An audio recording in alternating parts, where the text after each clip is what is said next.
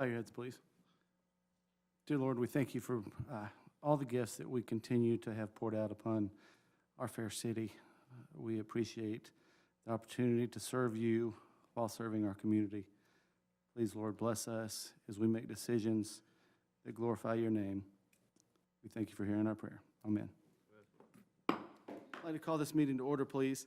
Let the record reflect that all members of the council are present. I need an approval of the agenda, please. So moved. Mr. Ross Bradley, may I have a second? Second. Second, Ms. Crawford. Any discussion? Hearing none, all in favor signify by saying aye. Aye. All opposed, like sign. Motion carries, that passes. Moving to the approval of the consent agenda. This contains, as you know, council minutes previously, Convention and Visitors Bureau.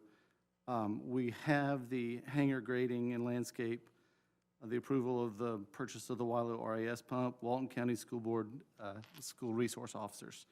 I need a motion for approval, please. Move to approve. Motion by Mr. Nathan Little. Do I have a second? Second. Second by Mr. Ross Bradley. Any discussion? Hearing none, all in favor signify by saying aye. Aye. All opposed, like sign. Motion carries. Ms. Jones, come on up, please. Elizabeth Jones has been a longtime friend of mine and of the city of Monroe. She's going to tell us a little bit about Zion Hill Cemetery, which is right behind the former B&B on Alcovey, and she has worked tirelessly to bring that cemetery back to a current state that's acceptable to all of us. And if you would, have at it. You have 5 minutes. Okay, y'all, I'm speeding through this, so if it sounds like I'm reading off bullet points, I pretty much am, because I want to cover a bunch of stuff. My name's Elizabeth Jones. I am finishing my third master's degree with the University of Georgia. It's in historic preservation. I'm writing my thesis now. But I decided to be involved with Zion Hill Cemetery because I feel like I want to give back to the community, and I feel like we really need that as a community. This cemetery was created as a colored cemetery for the Zion Hill Colored Baptist Church in 1868.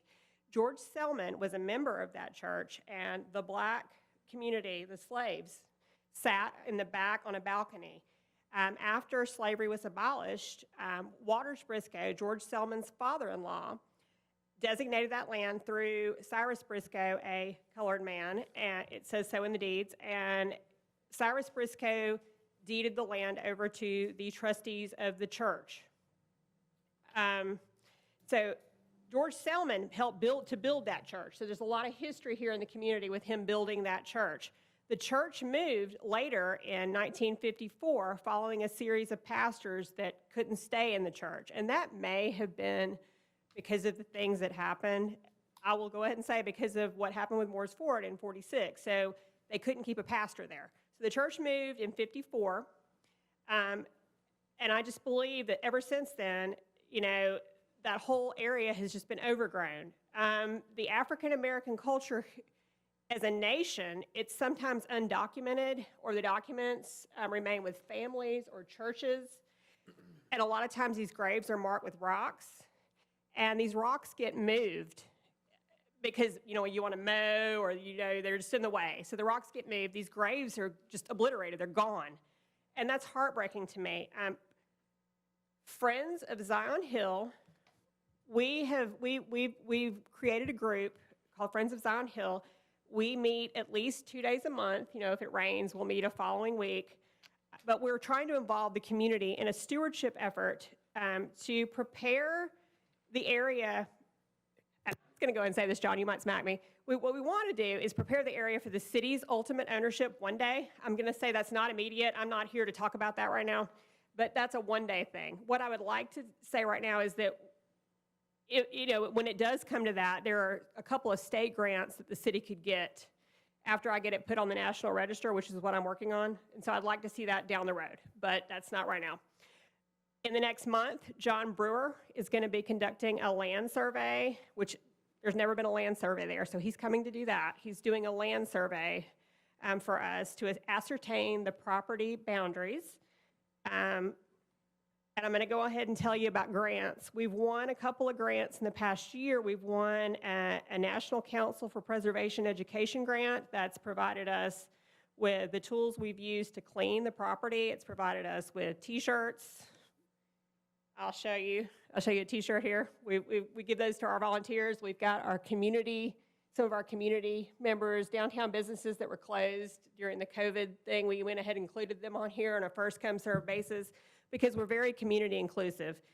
But that grant has provided us with a lot of wonderful tools. It provided us with D2 solution to clean the stones. D2 is a biological solution that sucks all the bad stuff off the stones.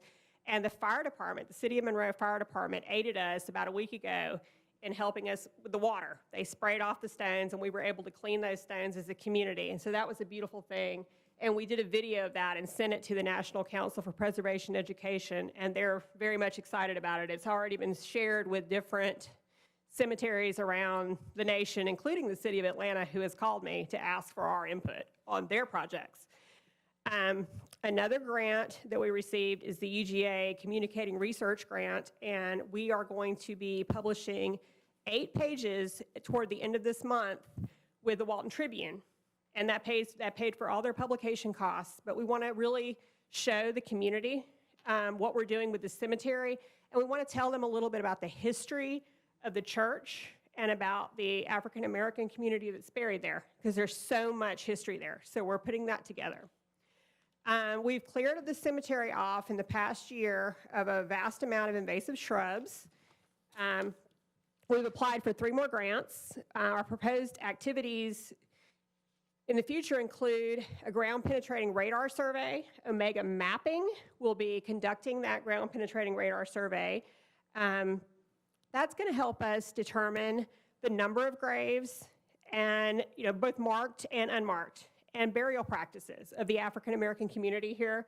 But I think that's very significant, not just for our community, but nationally. I mean, I'm a scholar in historic preservation, and this kind of research has not been done. So this is a big deal. So I get excited. I'm very excited about this.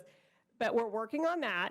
We're going to publish a map handout for the public. That's going to be available through the Monroe Museum once this ground-penetrating radar is finished. And we are also working with, I'm working, John. We're working on the with a historic marker specialist from Rose Hill Cemetery in Macon. And he's helping us to restore 5 markers at a time. And he's one of the best. So we're working on that. We've got grant money, to fund that. And I just feel like, all right, I'm just going to tell you, I'm leaving. I feel like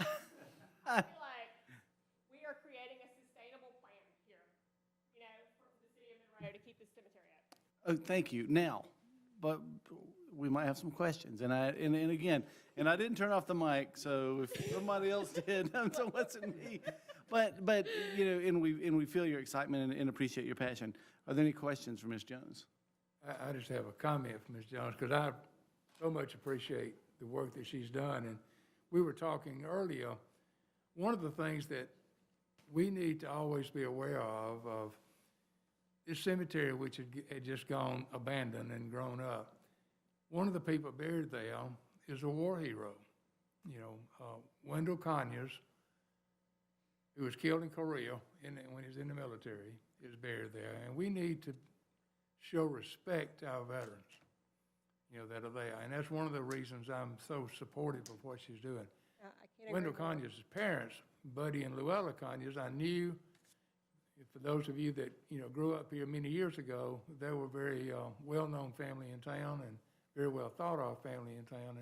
And he was killed in Korea, but came back here and was buried in that cemetery. He's just one of the people. Of course, there are many others with unmarked graves that we don't even know who they are.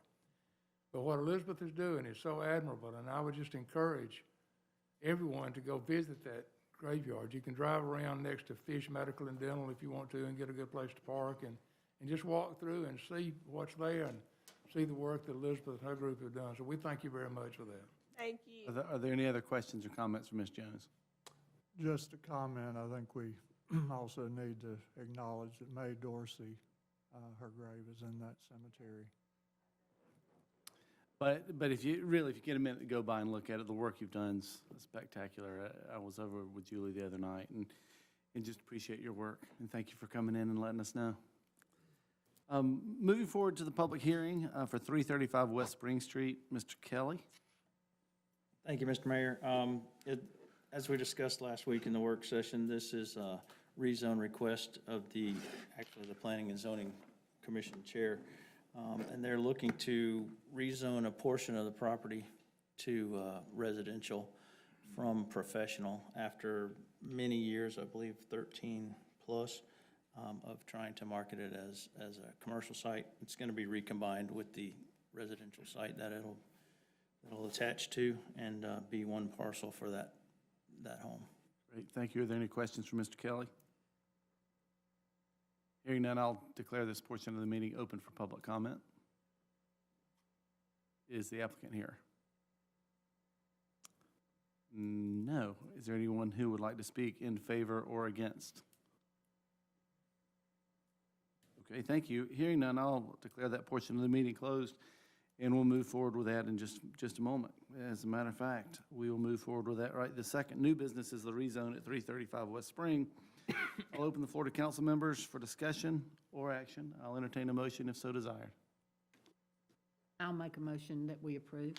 I have a motion on the floor by Ms. Malcolm to approve. Is there a second? Second. I'm going to go with Larry Bradley on that one. Is there any discussion? Hearing none, all in favor signify by saying aye. Aye. All opposed, like sign. Motion carries. That passes. Moving to the appointment of the Planning Commission.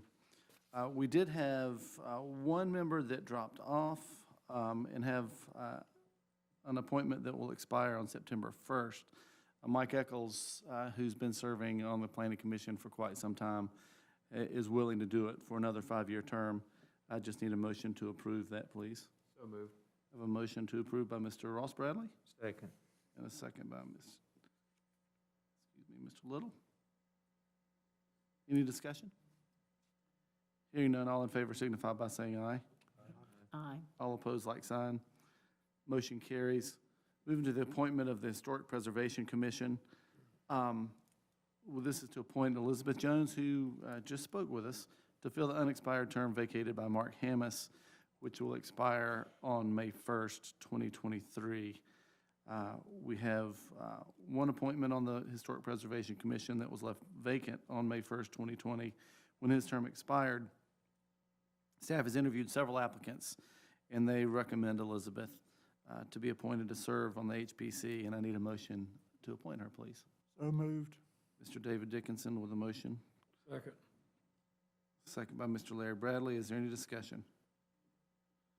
Hearing none, all in favor signify by saying aye. Aye. All opposed, like sign.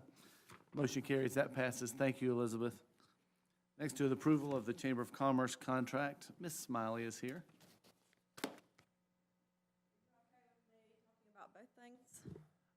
Let's do one first, and then we'll do the other. Okay. Everybody knows Terry Smiley. She's president of the Chamber, has been president for 2 decades. I think we were in high school 2 decades ago. Thanks, John. Yes. I do think we were in high school 2 decades ago. So thank y'all for letting me come tonight. So we usually come a little bit later with our annual contract renewal, but we're coming earlier this year, mainly because of the second point.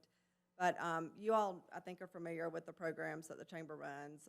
And during COVID, we really tried to be there and support the small businesses even more than ever through, advertising for curbside pickup and their menus and what everybody had going on. And, of course, we were the administrator of the Facebook grant, which was a $175,000 grant that we were able to distribute to the businesses here in Walton County. So we still do all of our education programs. We still run the SPLOST campaign, which we know how much y'all count on those dollars, a buy local campaign. So if y'all have any questions about our programs, I'll be glad to answer them. But basically, so for this year, we're asking for a renewal of the contract at the regular rate of 40 cents per capita based on the 2019 population. I believe y'all have Exhibit A in your folder right behind the capital campaign brochure.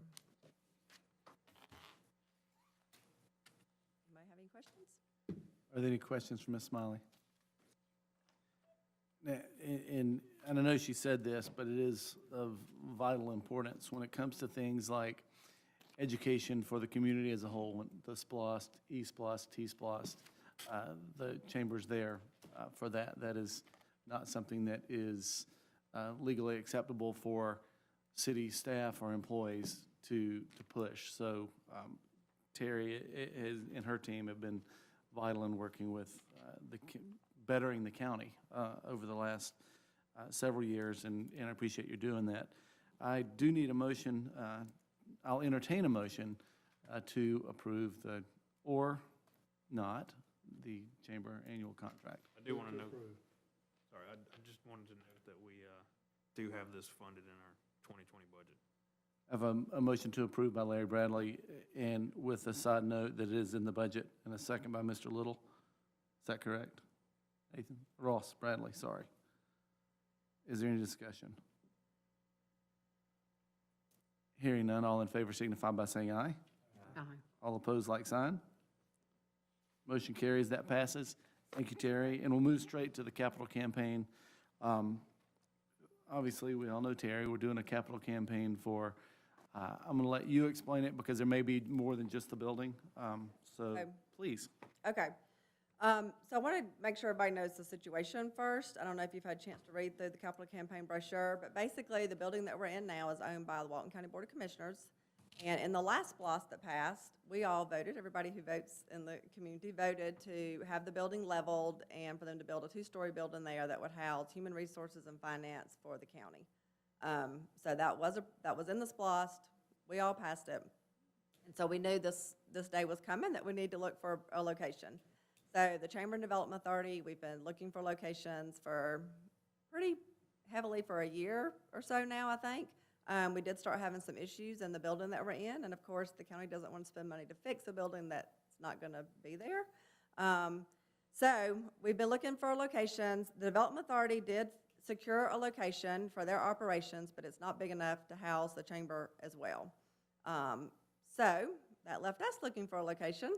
And so we have found a location that we would like to move the chamber to, and it's actually right here behind City Hall on North Wayne Street. It's the building at 207 North Wayne that they're are renovating now.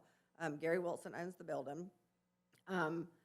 So, you know, the chamber, we get, most of our funding comes from membership, events, and projects, meetings, fundraisers. We get 8% of our budget comes from city and county government. So most of our money, we do have to raise, you know, sort of on our own.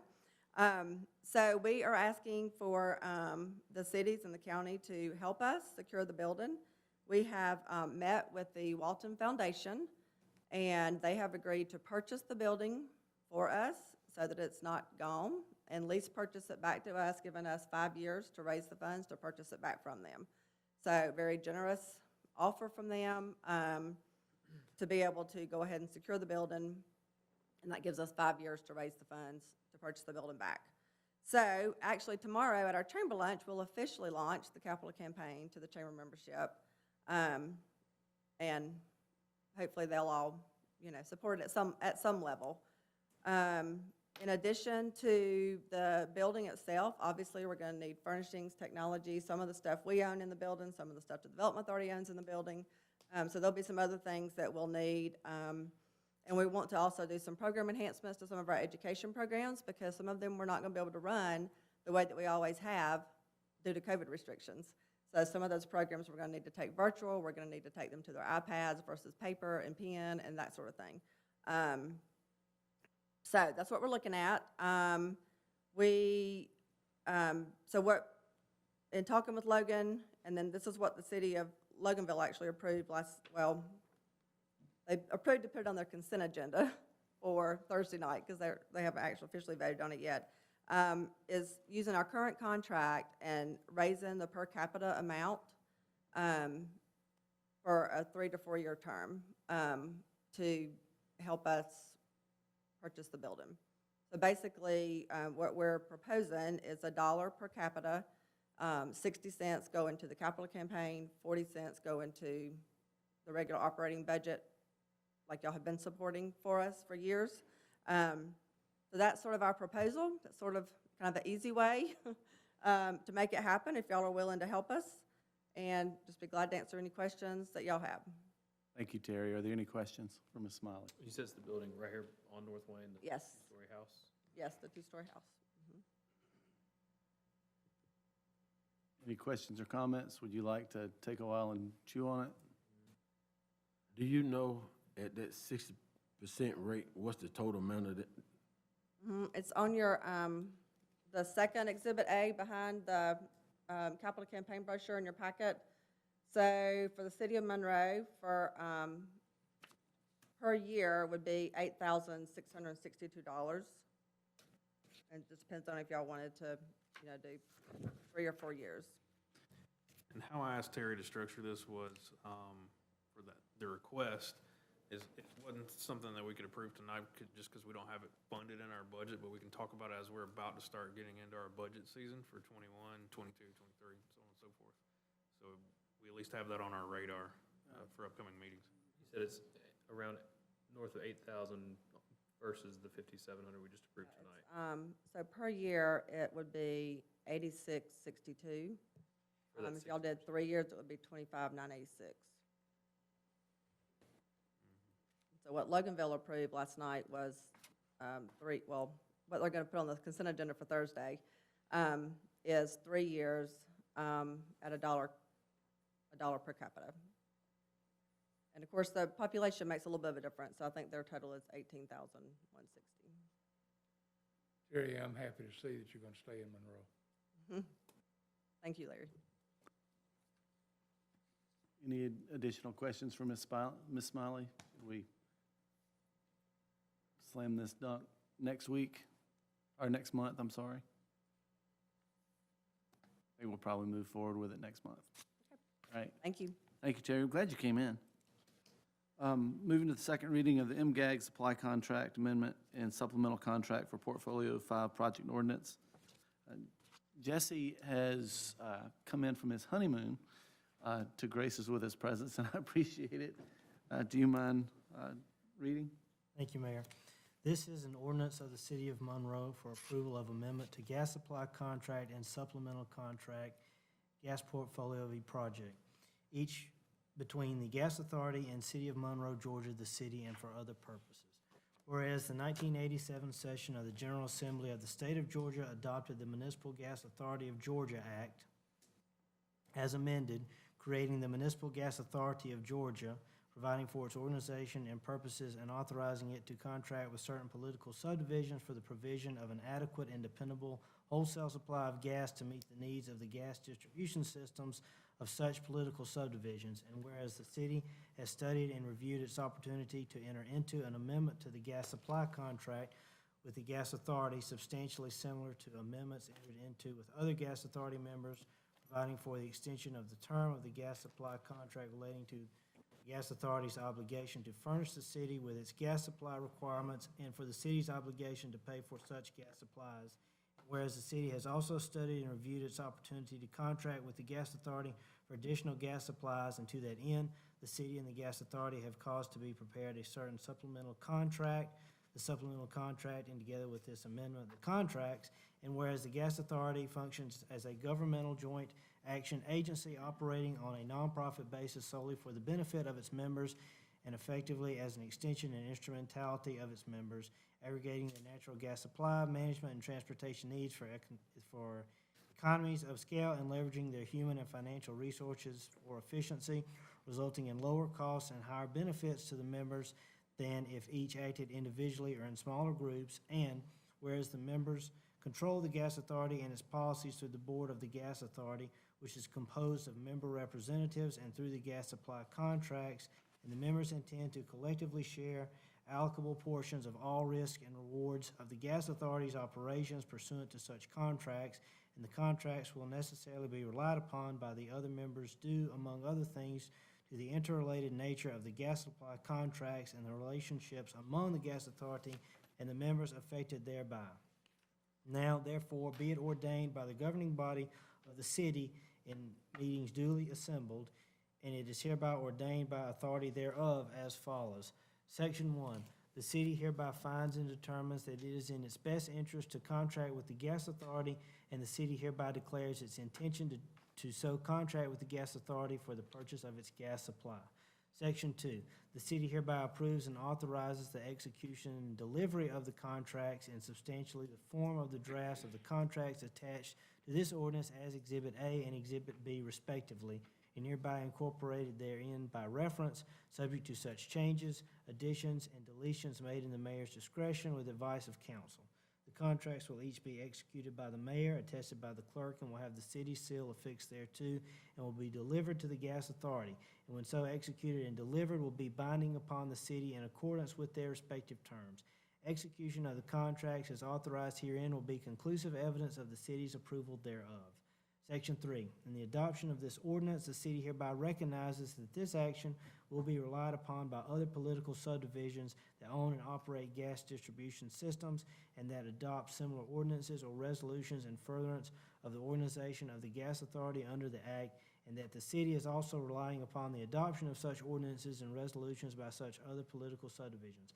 Section 4, all ordinances or resolutions or parts of ordinances or resolutions in conflict herewith or are hereby repealed. Ordained this 11th day of August 2020. That would constitute the second reading, Mayor. Thank you, Jesse. Are there any questions? Hearing none, I'll entertain a motion. Move to approve. A motion by Mr. Little. Do I have a second? Second. Second by Mr. Ross Bradley. Is there any discussion? Hearing none, all in favor signify by saying aye. All opposed, like sign. Motion carries. That passes. Jesse, we'll call you on again, please, to read the alcoholic beverage ordinance amendment. This is the second reading. Yes, sir. This is an ordinance to amend Chapter 6 of the Code of Ordinances of the City of Monroe, Georgia regarding alcoholic beverages and for other purposes.